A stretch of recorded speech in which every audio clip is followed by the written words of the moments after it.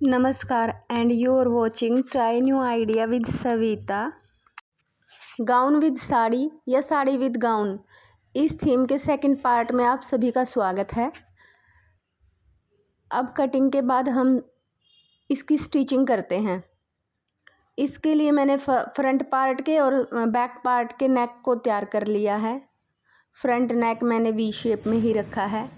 उसके बाद जो मैंने अम्ब्रेला पैटर्न में डॉट्स के निशान लगाए थे, उसी के अनुसार मैंने उन पर स्टिचिंग करके अपने डॉट्स को फ्रंट पार्ट में तैयार कर लिया है।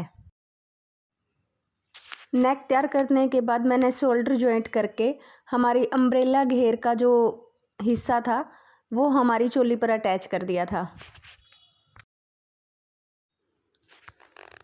इसके बाद मैंने इसको रखकर साइड की फिटिंग का निशान लगाया।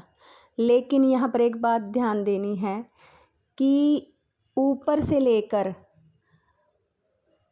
अम्ब्रेला घेर की जॉइंट तक 3 इंच नीचे एक्स्ट्रा रखकर वहाँ तक सिलाई लगानी है। उसके बाद मैंने 7 इंच का गैप छोड़ा है, वहाँ पर मैंने कोई सिलाई नहीं लगाई क्योंकि वहाँ पर हम अपने दुपट्टे को अटैच करेंगे। इसके बाद नीचे तक सिलाई लगा दी। अच्छा जी, इस सिलाई को सिर्फ एक साइड ही रखना है, लेफ़्ट साइड, क्योंकि लेफ़्ट साइड से ही दुपट्टा हमारा राइट साइड को टर्न होते हुए जाएगा। इसके बाद सबसे पहले मैंने प्लेट्स जैसे हम साड़ी में लगाते हैं वैसे ही तैयार की थी। पहले इन्हें नॉर्मल पिन से अटैच करने के बाद अपने फैब्रिक पे अटैच कर दिया था। बैक साइड की तरफ मैंने इसको सिंपल प्लेन ही रहने दिया था, सिंपल कपड़ा ही स्टिच किया था।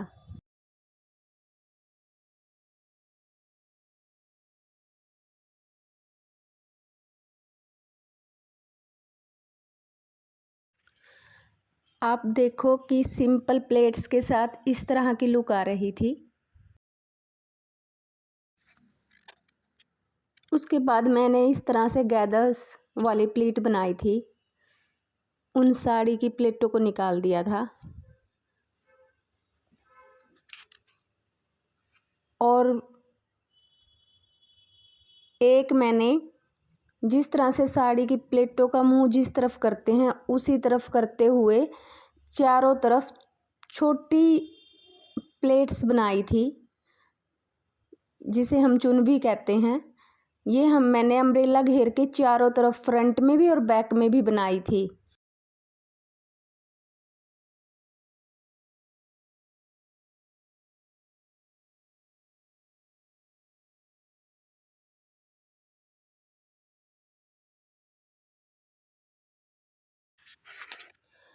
अब देखो इनके साथ कुछ इस तरह का लुक आ रहा था।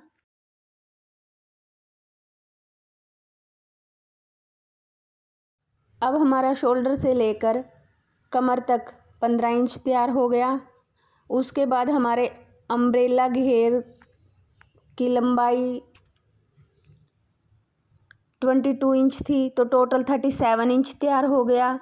और उसके बाद हमारे फ्रिल वाले फैब्रिक की लंबाई 19 इंच थी, तो हमारी टोटल लेंथ 56 इंच तैयार हो गई। यहाँ पर 1 इंच एक्स्ट्रा लिया था क्योंकि दोनों साइड से ही फैब्रिक हमारा दबाई में आया था। चलो जी, अब इसके मेन अट्रैक्शन पॉइंट की तरफ चलते हैं, यानी कि इसका दुपट्टा।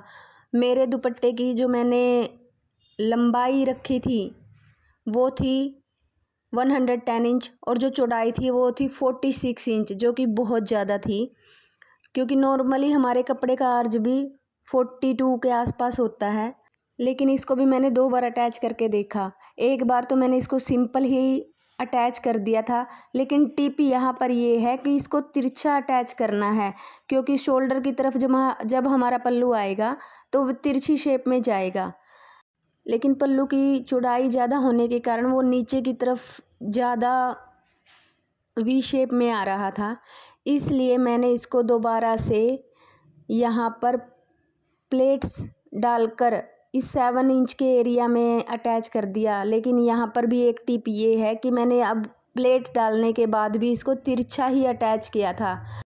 जिस तरह हम साड़ी के पल्लू में प्लेट्स डालते हैं वैसे ही मैंने इन चुन्नटों का फेस भी उसी तरह से रखा है। और इनको तिरछा अटैच करने के बाद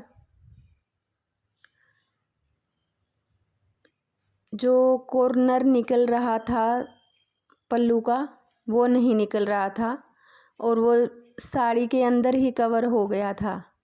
यहाँ पर हमें ध्यान देना है कि यहाँ पर 2.5 मीटर का दुपट्टा रखना है, लेकिन चौड़ाई कम से कम रखनी है और पल्लू के कॉर्नर को तिरछा अटैच करना है। अब चलते हैं हमें एक और अलग लुक की तरफ, जो कि सिरीजी का बनाया जा रहा है।